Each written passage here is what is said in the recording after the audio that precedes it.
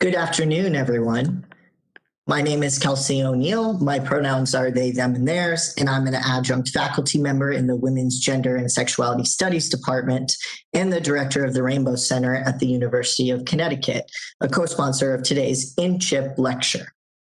Before introducing our speaker today, I'd like to read the land acknowledgement.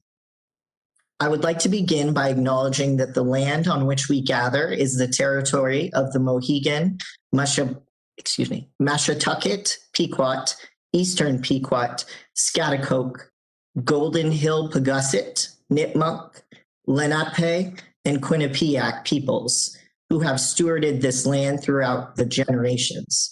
We thank them for their strength and resilience in protecting this land and aspire to uphold our responsibilities according to their example. It is also worth noting that the town of Mansfield, and by extension, the University of Connecticut's existence and legacy would not be possible without the labor of enslaved Black people. We acknowledge, respect, and honor those whose forced labor allows us to work, live, and learn in this space. It is my sincere pleasure to welcome you to the InCHIP lecture series talk. As a Black man, I got 99 problems, and I sure ain't thinking about HIV at the end of the day. Conceptualizing stress and resilience, intersectionally and critically. And to introduce our speaker, Dr. Lisa Bowleg. Dr. Lisa Bowleg is a professor of applied social psychology in the Department of Psychological and Brain Sciences at the at the George Washington University. Director of the Social and Behavioral Sciences Core of the DC Center for AIDS Research, and the founding director of the Intersectionality Training Institute at George Washington University. She is a leading scholar of the application of intersectionality to social and behavioral sciences research, as well as research focused on HIV prevention and sexuality in Black communities. Her mixed methods research focuses on the effects of social structural context, masculinity, and resilience on Black men's sexual HIV risk and protective behaviors, and intersectionality and stress and resilience among Black, lesbian, gay, and bisexual people. She has served as a principal investigator of 4 NIH-funded R01 studies. Her current projects include Strengths and Stressors, a NIDA-funded R01 to examine intersectional stress, substance use, co-occurring negative health outcomes, and protective factors among Black men at different intersections of sexual identity and socioeconomic position. A NIDA-funded administrative supplement to Strengths and Stressors, designed to recruit and specifically focus on the experiences of Black bisexual men. And PRISM, a NIMH-funded R21 to develop measures of multilevel intersectional stigma for Black, gay, bisexual, and other men who have sex with men in Washington, D.C. and Jackson, Missouri. And the W.K. Kellogg Foundation funded Intersectionality Toolkit project to develop an intersectionality checklist, case studies, and implementation manual to inform U.S. maternal and child health policy. She's an associate editor of AJPH and the editor of the Perspectives and the Social Sciences section of AJPH. In 2014, the American Psychological Association Committees on Psychology and AIDS awarded her its Psychology and AIDS Distinguished Leadership Award. Dr. Bowleg, welcome. We are so glad to have you with us here today.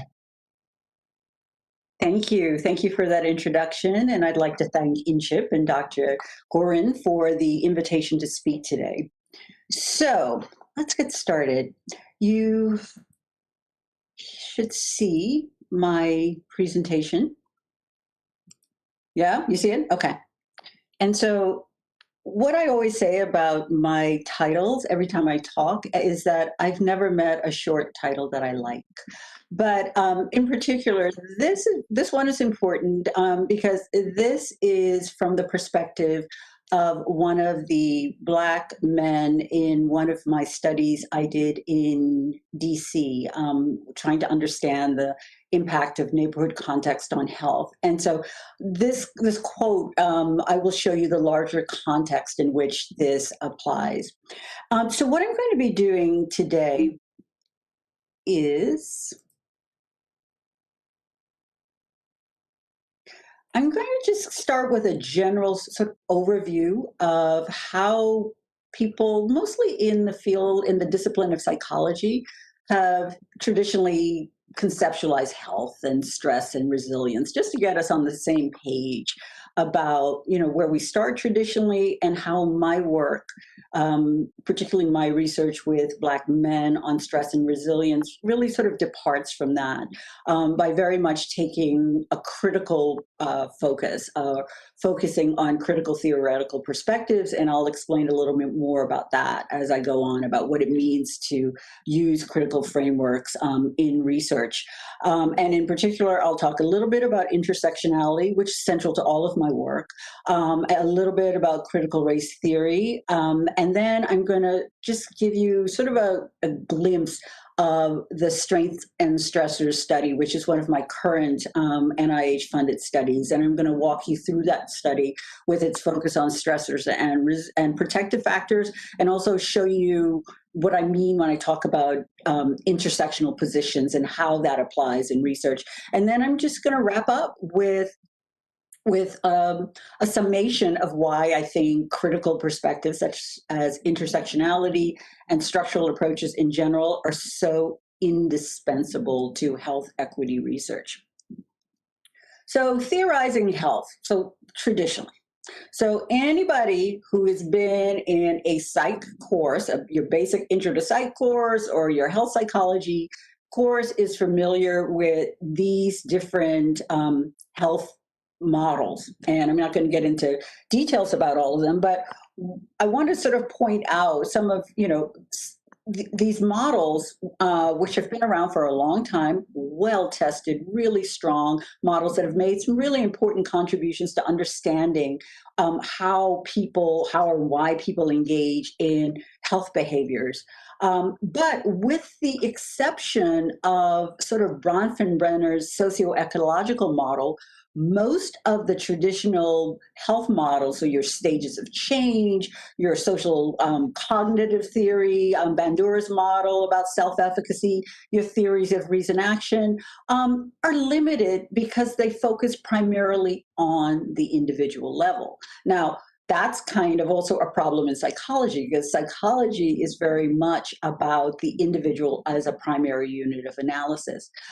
In my work, however, I find this to be a very limited way for understanding how and why people engage in health behaviors and how stress impacts the body.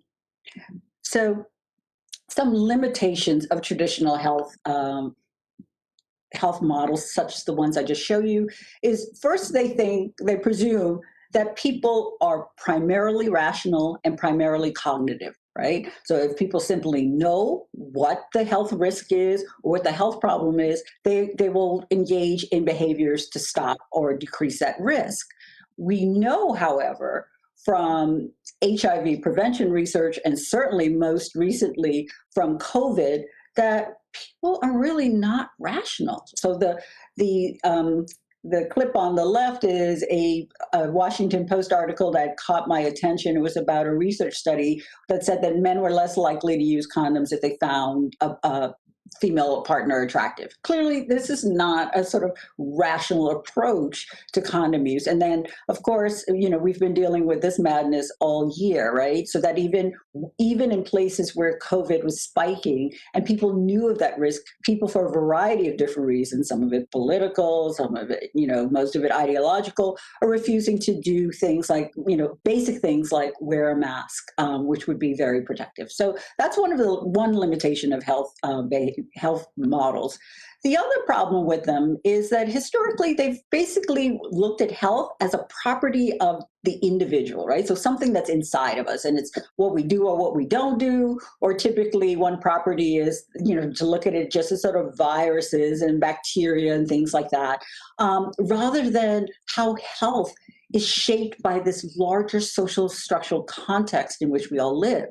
And when I talk about social and structural context, I borrow very much from Kim Blankenship's work. Kim Blankenship is a sociologist at American University, and also a colleague at the DC CFAR. And Kim's work has been very instrumental in moving the HIV prevention research field to really consider factors beyond the level of the individual, structural factors. And so when you hear me talking about social structural context, I'm very much borrowing on Blankenship's definition. And what she says about these approaches or structural approaches is that these are the ones that locate the source of public health problems in factors sort of beyond the individual level. So social, economic, political factors, anything beyond the level of the individual that sort of constrains the ability of individuals and communities, particularly individuals and communities who've been historically marginalized or oppressed by things like structural racism. I'll get into that in a little bit. And so you're going to hear me use this term quite a bit, and this is what I mean. So in terms of what we learn when we have a sort of social structural approach to health is that we learn to see individual health behaviors in our larger context. So the snapshot on my left is from a New York Times study, a New York Times report that was categorizing sort of that many Black men were fearful of wearing masks early in the pandemic, because they feared that it would invite racial profiling. And sure enough, that's exactly what happened. There were lots of different reports about Black men being followed in stores or being barred from stores because their larger context is one very much shaped by racism, structural racism, and the intersection of racism and for Black men, gender, right? Gender bias. And then over on the right is sort of a larger occupational context that shapes something like COVID. And this slide just shows that Black people only represent about 12% of the workforce, but are overrepresented in sort of essential work or essential occupations, the very same ones that sort of increase one's risk for COVID. So again, social structural context is critical, and it's central to my work. The other limitations of traditional models is they really ignore these sort of interlocking structural inequities for groups like Black men. You're going to see this slide again, but basically what it shows you is sort of police harassment or arrest, unemployment, incarceration. Those two are inextricably linked when you're talking about the health of Black men in the US, and things like gentrification in a place like Washington, DC. And I'll show you a little bit more about that. And then the other thing about research, or certainly a lot of psychology research and how psychologists are trained to do research, is to focus very much on the things we prioritize and less on the sort of everyday experiences, challenges, lived experiences of participants, particularly when they're members of marginalized groups. So I'm an HIV prevention researcher, and typically we're funded to focus on these types of things, right? We want people to be tested for HIV. We want people to get on pre-exposure prophylaxis. We want people to use condoms consistently and correctly. And we want to raise people's awareness and perception of HIV risk. But when you use methods that allow groups like the Black men in my research to talk about their experiences. So for example, in my research, I'm always using blending qualitative methods such as interviews and focus groups with quantitative methods and allowing people to sort of take me into their experiences. And what I often find is that their priorities are quite different from mine. And I'll talk a bit about that later. All right, so stress, just a basic overview. So in psychology, the study of stress is about 55 years old. Lazarus' book in 1966 was really sort of groundbreaking and really has set the stage for just countless, I mean, literally countless sort of studies and theories about stress and appraisal and how people, and later how people cope with that. And so in their 1984 book, they define stress in this way. Psychological stress is a particular relationship between the person and the environment that is appraised by the person as taxing or exceeding their resources and endangering their well-being. So again, very much focused, acknowledging the role of the environment, but very much focused on the person's sort of perception and appraisal of whether something is stressful. I'll talk later on about why this sort of focus on perception and appraisal is problematic. One of the things, obviously, is one of the reasons is that it locates stress very much solely within the individual, right? The individual's perception. So there's nothing beyond the individual like structural racism, but it's whether or not you perceive that discrimination or stress has happened. And so then there's been sort of an evolution. In 1981, Virginia Brooks did this really fantastic dissertation on minority stress in lesbian women, and later Ilan Meyer conceptualized minority stress. And so here you'll see some of the same sort of themes as the prior definition, with a focus sort of on the environment, but in a sort of different way. Minority stress, according to Ilan Meyer's conceptualization, is based on the premise that gay people in a heterosexist society are subjected to chronic stress related to their stigmatization. So not so much about their appraisal or perception, but that the environment is hostile because the environment is heterosexist and homophobic, and that is the source of stress. And so this is sort of an evolution of how we consider stress. And certainly from an intersectional perspective, one would say that we need to talk about stress in terms that are almost like multiple minority stress, right? Racism intersecting with heterosexism, intersecting with sexism and classism, and one can just sort of keep going ad infinitum. So there have also been these sort of biopsychosocial approaches that focus on how stress sort of gets into the body, particularly for minority populations. One of the most well-known and popular models is this biopsychosocial model of racism. And it's a model that looks at racism as a stressor for Black people. And there's the environmental stimulus, right? So again, this acknowledgement that it's out in the environment, but very much focused on the perception of it and psychological and physiological responses.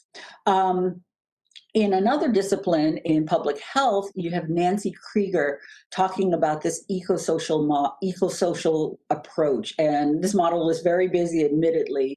But what's really important about her model is she talks about how the effects of racism and these oppressive societal relations get sort of incorporated, embedded into our bodies, right, in ways that are related to all sorts of adverse outcomes. And so there's not so much in the public health model this focus on perception or appraisal, but rather this recognition that the context, the larger environment, is racist, and that makes people sick, that larger context. And so that's very much what I bring to my work, and sort of focusing on sort of the larger structures beyond the level of the individual that shape health, regardless of whether or not people perceive that something's happened as racist or not. In fact, I avoid in my research or in my writing using words like perceived racism. I see that as very much in line with sort of a white epistemological frame that, rather than recognizing that there's a larger structure of racism, puts racism basically in the eye of the beholder. And so if people don't perceive something as racist, then it doesn't exist. This does not make sense. And so I very much don't use the language of perceived racism in my work.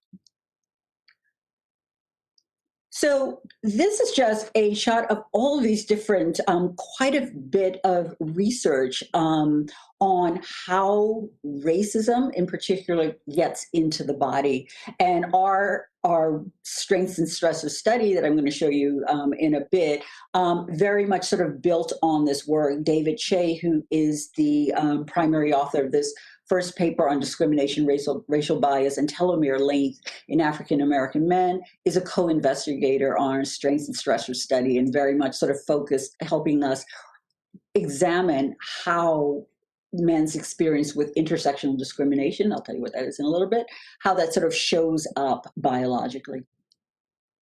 All right, as for resilience, so this is an early definition or a well-known definition, it's not that early, of resilience. Basically, it's having good outcomes despite serious threats to adaptation or development.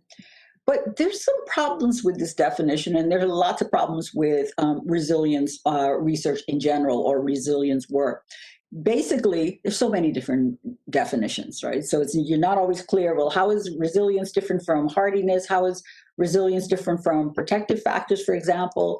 Another issue is that historically, resilience has been conceptualized in psychology as a trait, right? So some type of personality trait that's inherent. This is problematic. I'll talk to you in a bit about why from a structural perspective. Historically, children and predominantly white populations have been the focus of most resilience research. That's changing. I'll show you that in a little bit. But historically, most of what we know about resilience comes from research on adolescents. And the other problem is this presumption that resilience is this universal thing. And so that many early studies on resilience have not focused on context, but very much on this, this universal trait. So what does it mean to talk about stress and resilience critically? What do I mean by that?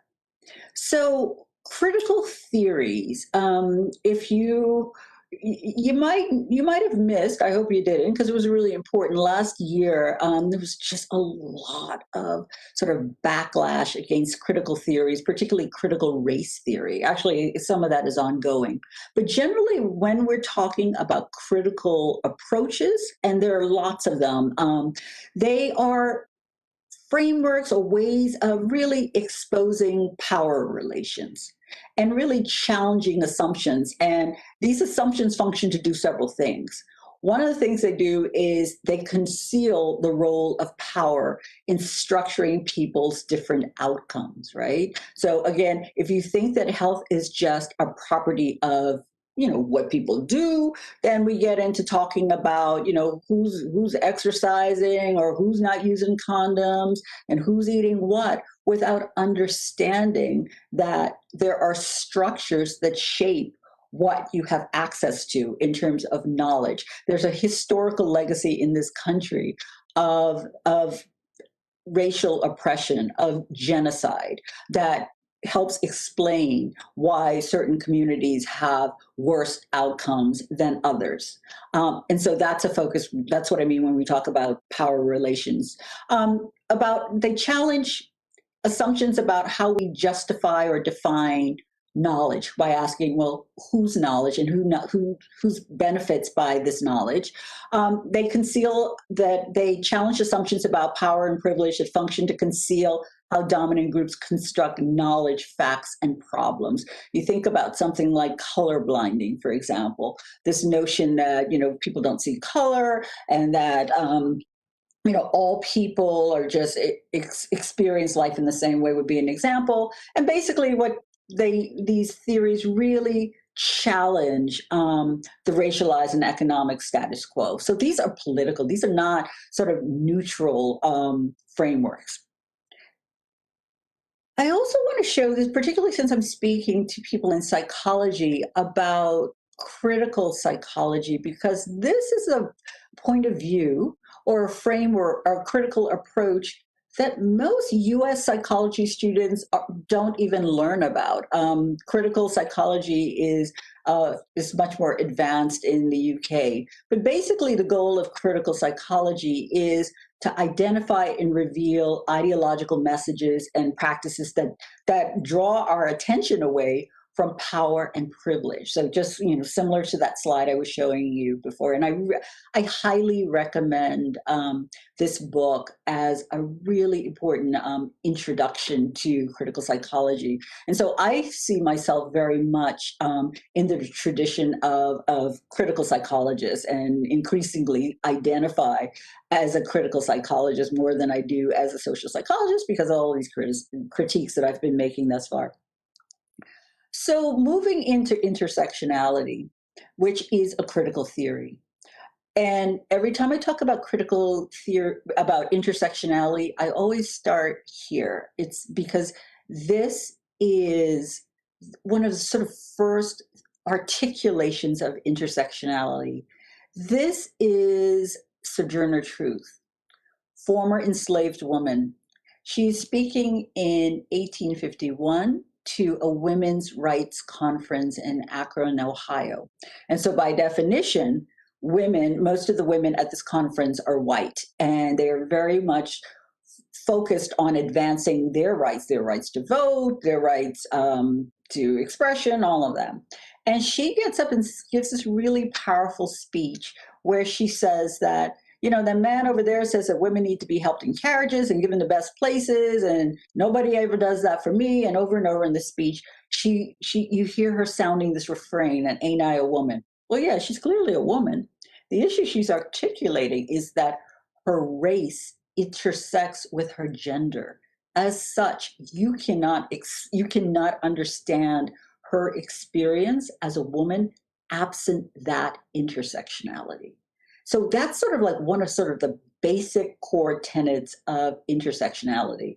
Also, the other part of it is that her individual level experiences that she's articulating here, and nobody does that for me, right? So it's a micro level experience, but it reflects our larger macro social structural inequality that she's facing because of the intersection of her race and her gender and her status in society. So that's the other sort of key point of intersectionality. And so intersectionality is a framework that I just find absolutely indispensable for social and behavioral sciences research. And this is an article that I wrote in 2012, arguing for it to be applied to public health. And so there are many different definitions of intersectionality, but most of them coalesce around this point that it's a critical framework, right? It's an analytical framework. I rarely refer to it as a theory because I'm trained in applied social psychology. When I think about theory, I think about the theories that I showed you earlier. I think about theory of reason action, theories that come out of the academy that are meant to be tested. Intersectionality does not come out of that. It comes out of the experiences of women like Sojourner Truth and Black feminists like the Combahee River Collective. And so it's a very different trajectory. Anyway, so it's a critical theoretical and analytical framework that posits that these different social categories, and typically there are sort of demographic categories that we're talking about, race, gender, sexual identity, and that they intersect at people's micro level, individual level experiences, but they reflect for certain intersectional groups, people from historically marginalized groups, larger interlocking systems of privilege, of oppression. So the links between racism and sexism and cisgenderism and heterosexism and classism and ableism, and one can just keep going on. My work is also very much shaped by critical race theory, and there's critical race theory comes out of critical legal studies, and in fact, intersectionality comes out of critical race theory. And one of the core tenets of this view is that racism is not some little infrequent, occasional happening, but for people of color in the US, it's not anomalous or aberrant, but instead routine, ordinary, everyday, mundane, seemingly fixed fact of everyday life for Black people, Black and other people of color in the US. So these are just sort of two critical frameworks that are really central to my work. There are many others. Queer theory, for example, is a critical theory. So taking you a little bit into strengths and stressors, that's what we call this one, the Black Men's Health Study. Like most studies, this one was quite disrupted by COVID. And so we're just now trying to sort of start this back up and figure out how to do the study virtually. I'll tell you a little bit about that in a bit. So one of the things that this study does is builds on lessons we've learned about how Black men, and most of our research is focused on Black heterosexual men in the context of HIV prevention, and how they conceptualize and talk about stress, right? And remember how I said that, there's typically what the priorities are of researchers and what we're funded to do. All of the narratives that I'm going to show you in a little bit, they come out of HIV prevention studies. So studies where we want to know about what are the factors that facilitate or inhibit condom use for Black men who are having sex with women and Black heterosexual men. But instead, what we found with our individual interviews and our focus groups are narratives such as this. This was one of the first studies that we did with a sample of Black men in Philadelphia.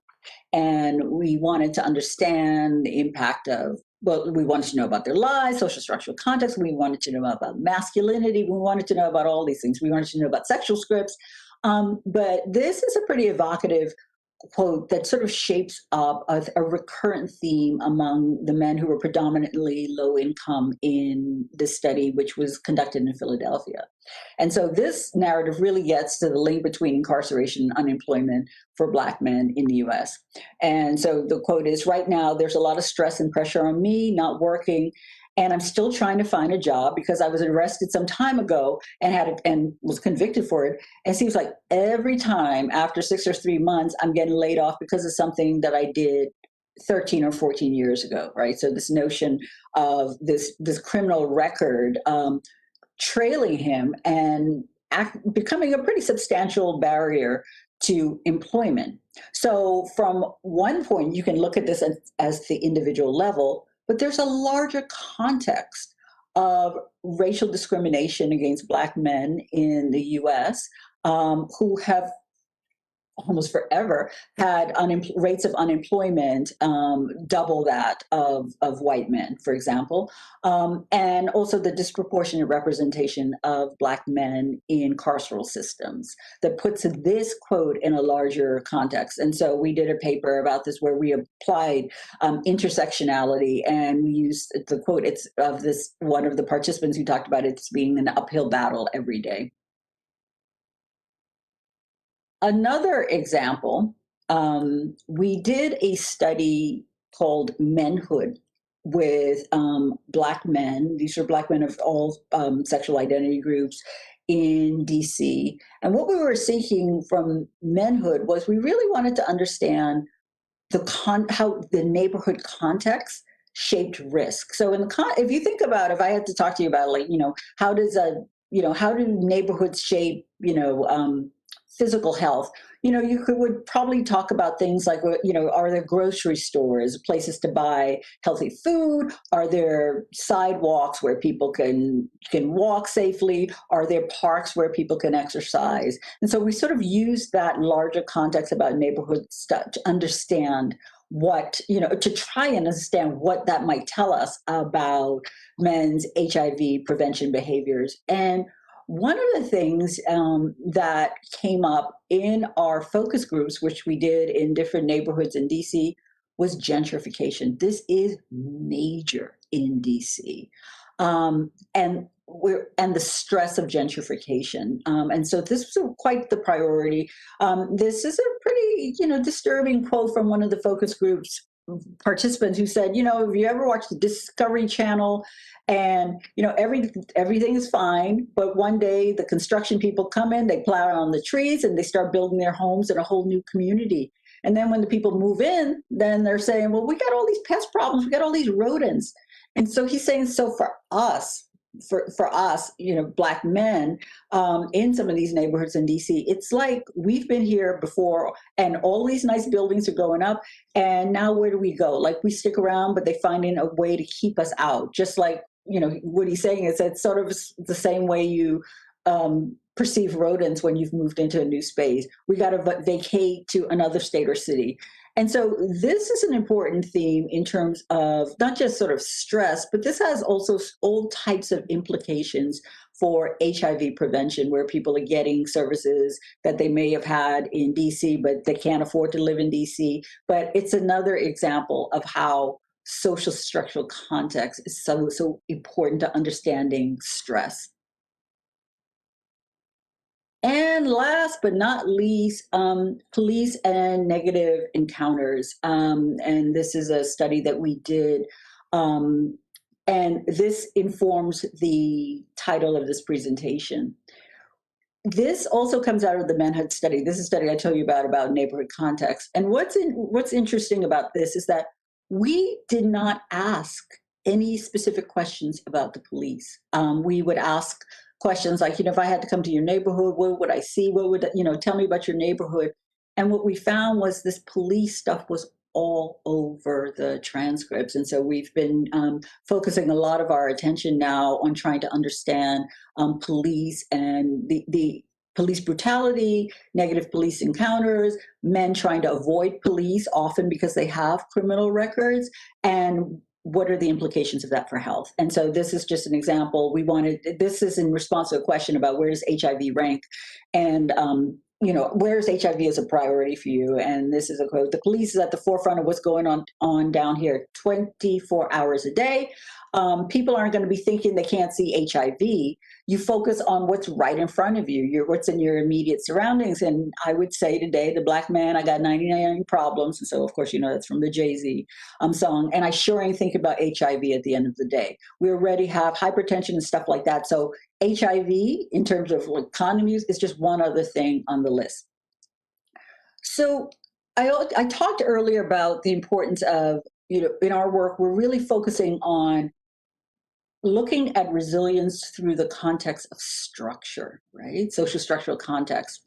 And this paper has been really instrumental because what they say, what this commentary advocates for is that we really need to go beyond this resilience, just resilience as its individual trait, and look at the systems that facilitate or inhibit resilience. And so one of the quotes that's important from this paper is, instead of asking what makes what about an individual makes them resilient, ask what about this person's network system or location or characteristics predict resilience. So very much in line with this notion of resilience as a resource, which is how Fergus and Zimmerman, in a really important paper on adolescent resilience, talk about it. Because yes, there is an individual component to resilience, so people's self-efficacy, their competence and all of that, but people are made resilient by their environment, right? If you have access to money, that might make you resilient, although there are limitations to that. There's research showing that that income is not necessarily as protective for Black people in the way that is protective for white people. So we have also done work on resilience and trying to understand, okay, what does this look like for Black men? And this is from the Represent study, the Philadelphia study. And these are some of the themes that men talked about: their perseverance, that they were going to work hard no matter what, commitment to learning from hardship, reflecting and refocusing to deal with challenges. They talked about having social support and how vital that was to resilience, and religion and spirituality. But you can only be so resilient in light of structures that are very much focused on oppressing you or keeping you down, that you can't keep a job because you got a criminal record. And why might you have a criminal record? You might have a criminal record because police are much more likely to surveil and patrol Black neighborhoods, particularly poor and Black neighborhoods, in the first place. And so there are structural limits to resilience. And so in our work, in trying to understand what's protective, we want to know about, their social support and their religion and spirituality, but we really want to understand resilience at a larger level, whether it's at the neighborhood level, anything beyond the level of the individual. And so this is just a glimpse of what's really exciting, is that the literature is starting to focus more on social environments that are protective, and to look at the role of resilience for adult Black men. And so things are sort of shifting in the field. So a little bit about strengths and stressors, and this is my investigative team for this study. David Shea, who I talked about before. David Shea does a lot of work about racism and how that gets into the body. Ana Maria Del Rio Gonzalez, who is our project statistician.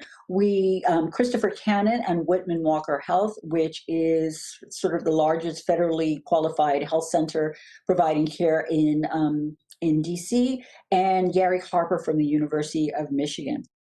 So this is our recruitment flyer, and being able to come into Whitman Walker was really critical to this study. This is how we sort of designed it, because in addition to completing survey measures, quantitative measures, we were taking blood tests because we wanted to assess biomarkers for cardiovascular disease risk. There is quite a bit of scientific evidence documenting the link between racial discrimination and cardiovascular disease risk in Black populations.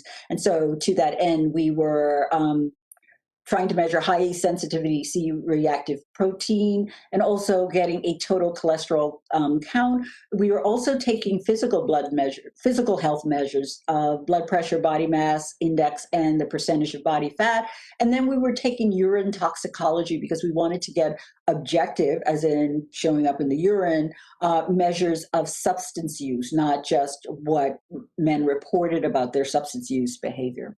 So this is basically the design of the study.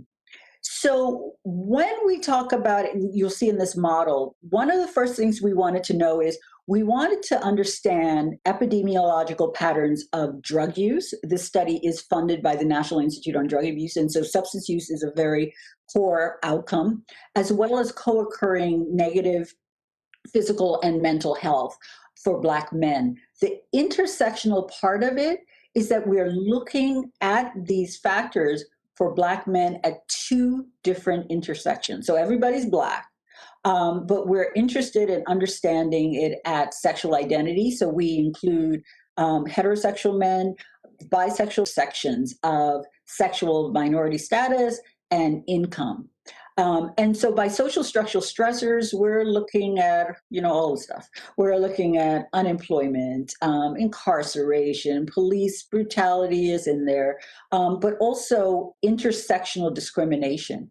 So we are looking at the intersection of racism with biphobia for bisexual men, the intersection of racism with homophobia for gay men. And we're looking at this is a longitudinal study. We were doing this at 2 time points. We were doing it at 3 and 6 months. And then we wanted to test this model, and we hypothesized that there would be a relationship between the stressors and drug drug use and the health outcomes, but that the protective factors, whether the social support, the religiosity, whether they lived in communities that were supportive of them, would buffer the negative effects of stress, of the stressors. And then, because this was a mixed method study, so the first part was quantitative, and the second part, the last phase, is to bring in men for focus groups, where we would show them the results and ask them to explain to us, why we found what we found or didn't find. And so, as I said, this has been really disrupted by COVID. And one of the things we're doing now is mailing. We're going to mail kits, since men can't come to the clinic. We're going to mail kits and ask men to take dried blood spots, and we're going to try and collect the data and analyze it that way. So this is preliminary, because our data is really small, but our early preliminary analyses are showing some differences between lower SEP men. So remember, SEP means socioeconomic position. So we're finding that lower SEP sexual minority men and heterosexual men are reporting, we're more likely to test for one of the 14 illicit drugs on the objective measures. We found no differences for alcohol and marijuana use in the sample. And by varied analyses, again, this is very preliminary, but I just wanted to give you a snapshot of some of our results.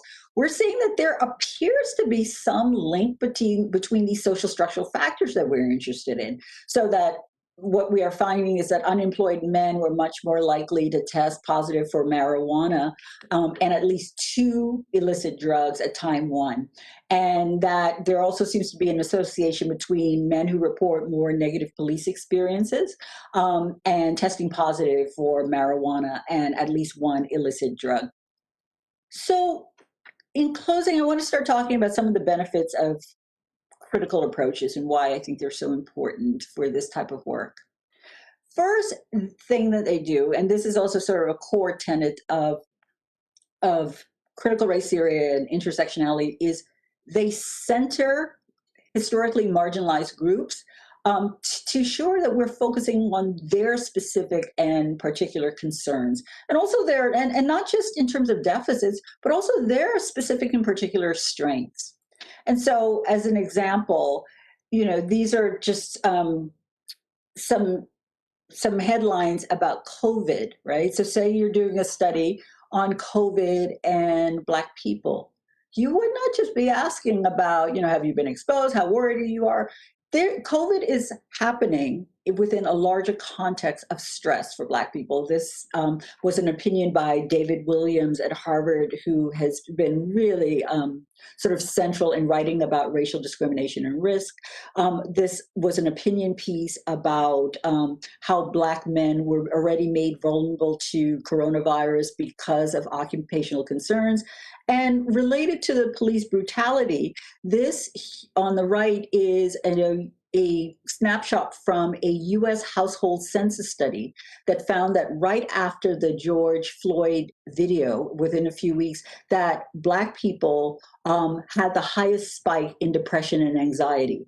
The group next with the highest spike were Asian Americans, because, of course, Asian Americans were also getting experiencing more discrimination in the midst of a lot of sort of races, particularly lots of it propagated by former President Trump about racist sayings about the coronavirus. But again, centering these participants' concerns to understand whatever the health topic is. The other benefits of structural approaches, is they invite us to really not to ditch focusing on race in and of itself as an explanatory variable, and to instead focus on structures based on race. And this is an important letter that was published in the journal Science in September. Then a quote from this article is that although genetic risk factors may contribute to the severity of COVID, race is a poor proxy to understand the population distribution of such risk factors. Compelling evidence shows that racism, not race, is the most relevant risk factors. For critical perspectives, focusing on things like racism are central.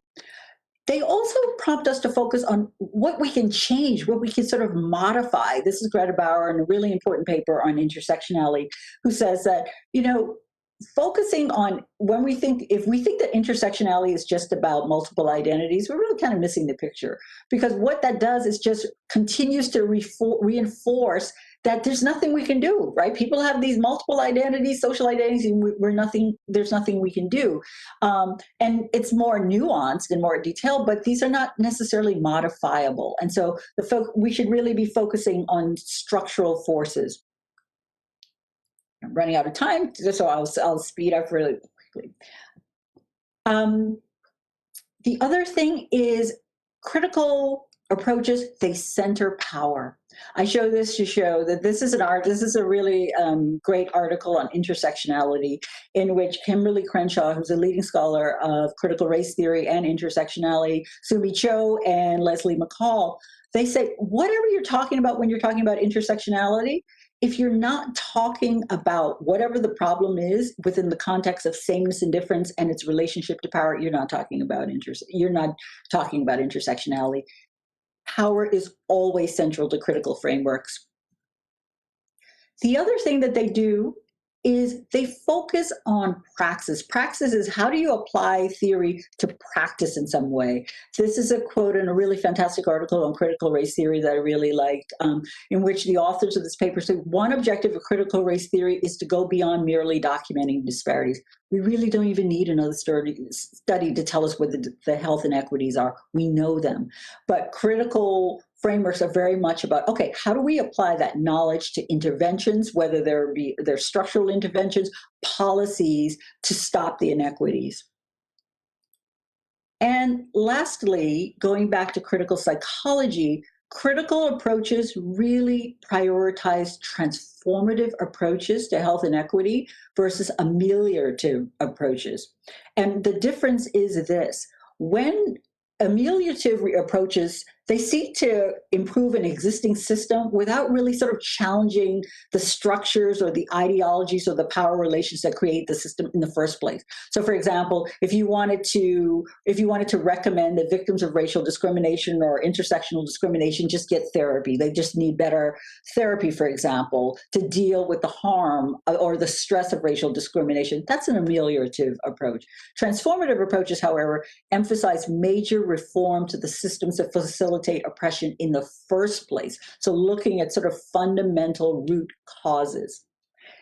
And the last thing I will end on is I just wanted to show you a new institute that I've started at GW, focused on intersectionality training. And if you'd like more information about the institute, the mission of this institute is to provide training through summer intensive programs and how researchers and policymakers can apply intersectionality to their work with fidelity to the core tenets of intersectionality. And I will end there, and thank you for listening.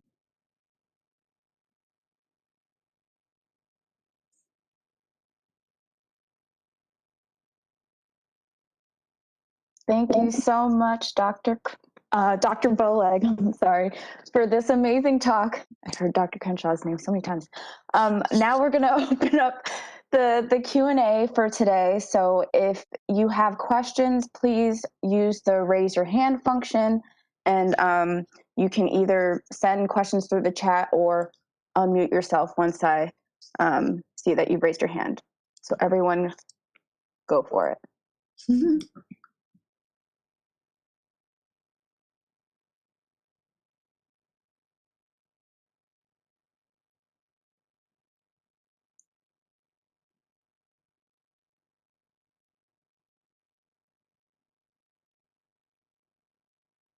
Any questions? Everybody's an intersectionality and critical expert. No questions. Looks that way. We have a hand. Okay. Dr. Seth Kalishman. Yes. Hey. Hey. So thanks for the great talk. You're welcome. So I guess, it's kind of a funny question coming from me to you because, we've recently been sitting on this panel together and we're funded, to do this scale development thing, but we've really never talked about it. So I wanted to ask you if you believe, and I'm struggling with this myself. Do you believe that a quantitative measure will ever be able to truly capture the intersectionality at the individual level, the individual's experience? Well, I mean, Greta Bauer and Aidan Scheim's work certainly suggests that it's possible to do that. That you can, they developed an intersectional, what's it called, an intersectional discrimination measure, and so I think, I think it is kind of possible, but it's not ideal. I've said and written that I think that qualitative approaches are really, well suited for getting that complexity that you simply can't get in quantitative measures, because first of all, there's so many complexities in terms of measurement, right? That well. How do you ask a question about intersectional discrimination from an intersectionality perspective? You wouldn't just have a racial discrimination measure and a separate sexism measure and a separate heterosexism measure, for example, because those intersect and mutually constitute each other. So you can't understand racial discrimination without understanding homophobia. And so there are some really tricky methodological issues in even asking people about how they experiencing these things intersectionally. That's number one. But wait, and I want to say something else about it before you ask your second point. But this is why I think understanding intersectionality as an analytical framework is so important, because even if there are disadvantages or limitations to investigating or exploring, whatever you want to say, this quantitatively, then the onus is on the analyst to bring in that perspective in the discussion and to bring in the larger structural context that shapes these experiences, whether or not people indicate that they've had it or not, because that's the limitation of looking at discrimination only in terms of whether or not people self-report it. So that's my spiel on that. So what's the second part of your question? No, that's you answered my question. Thank you. You're welcome. Thank you, Seth. Our next question is from Debbie Kornman. Debbie, go ahead. Let me unmute. There we go. That was really provocative. We really need to think about how we're doing research in these various areas. And so what kind of analytical challenges does this present? Particularly because we tend to just go, okay, let's look at race, who identifies as Black, white, et cetera, and that's incredibly oversimplistic, clearly. Well, that's just one of the many challenges, right? Like, so we have all these assumptions about that if we find racial if we find racial differences, that's telling us something. Yeah. That's number one. Number two, most of the analyses on sort of any topic are presented by single axis. I've been doing, that's a term that intersectionality scholars use to talk about just looking at, stress or discrimination through one lens, just gender or just race. And so I've been working quite a bit on some COVID response, COVID proposals, grant proposals. And I'm interested, given my interest in Black men's health, in understanding the impact of COVID on Black men. Most of the stuff, whether it's epidemiological information or behavioral, it just tells me about Black and African Americans. And so it's very hard to understand, okay, so what's the impact for Black men? And then what about Black sexual minority men? Or what about Black high SES men? Or what about men with physical disabilities? And so sort of intersectionality invites us to really sort of look at these sort of specific locations to understand how outcomes are different based on where people are structured. So that, there are so many challenges, and in terms of methodological challenges, there's sampling, which I didn't show you today, but in coming up with strengths and stressors, and we knew we wanted to understand sexual identity and social economic status. So we had to make a choice. These are the two intersectional positions we're interested in. But when we to understand, and initially we wanted to look at heterosexual men and bisexual men and gay men, because these are distinct groups. But the sampling would have required a sample size of something like 1,440 people. Yeah. We realized we don't have the resources for this. We don't have the time. And so that's why we initially collapsed the gay and bisexual men into one category, just out of sort of methodological convenience. And so then that's why we applied for another, for an administrative supplement so we could separate them out. And so, that's yet another sort of methodological challenge. And a lot of this comes from, again, using a framework that comes out of sort of, this doesn't come out of the academy. This comes out of, sort of social justice praxis. And so this is why we're running into so many of these knots as we try and apply this to, traditional social and behavioral science research. So I haven't answered your question other than say it's messy, it's complex, and No, you did answer it, and that's what I've been thinking is, you did your presentation, and I've done some reading in this area. I'm just like, oh God, sample sizes could be insane. Oh yeah. Oh yeah. Thank you. Mm-hmm. Thank you, Debbie. And we have one last question in the chat from Catherine, who asks, how can we incorporate intersectionality in patient satisfaction surveys? In patient satisfaction. Well, I guess we could ask questions about, do you feel like this patient experience was respective of, all of the ways you identify? I mean, that's clunky. I wouldn't use it that way. But I mean, it would be, it would be that kind of, do you feel like you were the whole of you? I would probably use some language like, do you feel like the patient care you got was holistic in representing, positions that are important to you? I also wouldn't use positions, but something like that of asking. And people don't, regular people just go about their life. So you might have to specify it, in terms of race and in terms of gender, you might have to sort of specify to cue patients about what you mean when you're saying holistic. But I think it's important.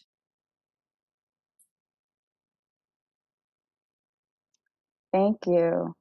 And Dr. Bowleg, do you have time for one more question? I do. All right. So Diane Quinn just raised her hand. Diane, please go ahead. Hi, thank you for a great talk. I am wondering if, as psychologists, all we have access to are individual participants, what you suggest is the best way to try to capture the social, structural, environmental factors around them. Mm-hmm. Well, I mean, the first thing is to go looking for them. And so you can ask. So in one of my other studies that I didn't talk about, we're trying to understand multi-level stigma. And so one of the things we're doing is we're asking participants if they know about laws that impact, this and this. And so there are ways that you can cue people to think about structure. But I refer you to this really wonderful paper by Kudras and Uttal. And the title of it is something about applying intersectionality to qualitative research. And what's so important about this paper is they say that, it's less about the methods, but it's really what I was talking about earlier about the burden is really on the analyst to bring in structure, right? So even if you don't ask your participants about that, structure is still out there. And so if you're doing a study with, Mexican American men, then the onus is on you to bring in, this sort of context of whether it's xenophobia or racism or classism and the larger sort of context that shapes life for these people. For example, so in my work with Black men, I'm always bringing in U.S. Department of Labor statistics about unemployment. I'm always bringing in statistics about incarceration beyond the sample to give the largest sort of context of what it means to be a Black man in the US. And so that's one way that we can bring it in without just always focusing on the individual or what they perceive in terms of structure. Because often people are not aware or can't always verbalize how they are impacted by structure. Thank you. You're welcome. Thank you. I think that's all the time we have for today. Dr. Bowleg, if people have additional questions, can they feel free to email you with those? Sure. Okay, fantastic. Thank you so much. I know I've come away with a lot to read, and I can't wait to get into it. I'm sure a lot of people feel similarly. Thank you so much. Bye, everyone. Thank you. Bye.